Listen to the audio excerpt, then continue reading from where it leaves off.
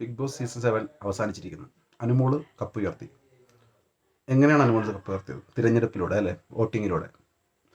തിരഞ്ഞെടുപ്പ് എന്ന് പറയുന്നത് ജനാധിപത്യപരമായിട്ട് തന്നെ വലിയൊരു അവകാശമാണ്. മനുഷ്യൻ്റെ ഏറ്റവും വലിയ അവകാശങ്ങളൊന്നാണ് തിരഞ്ഞെടുപ്പ്. നമുക്ക് വേണ്ടവരെ നമ്മൾ തന്നെ തിരഞ്ഞെടുക്കുന്ന മഹത്തായ ഒരു വലിയൊരു ആശയമാണ് തിരഞ്ഞെടുപ്പ് എന്ന് പറയുന്നത്. ബിഗ് ബോസ് എടുക്കുകയാണെങ്കിൽ തന്നെ അതിനകത്ത് നമുക്ക് പല രീതിയിൽ കളിക്കാം. അതായത് മുമ്പുള്ള ചരിത്രം വെച്ചിട്ടല്ല ഒരിക്കലും. അവിടെ നടക്കുന്ന ആ 100 ദിവസത്തിനുള്ളിൽ എന്തൊക്കെ കണ്ടന്റ് അവർ കൊടുക്കുന്നുണ്ടെന്ന് നോക്കാം.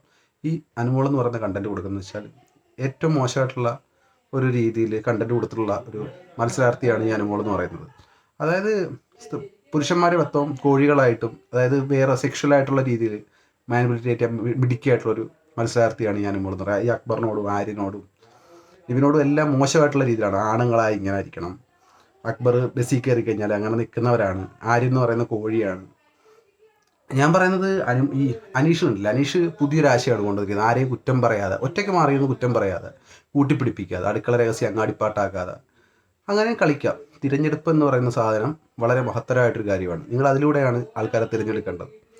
വളരെ മോശം കണ്ടന്റ് ഈ സീസൺ മൊത്തം എടുക്കുകയാണെങ്കിൽ വളരെ മോശം കണ്ടന്റ് കൊടുത്തിട്ടുള്ളൊരു മത്സരാർത്ഥി അനുമോളാണ്.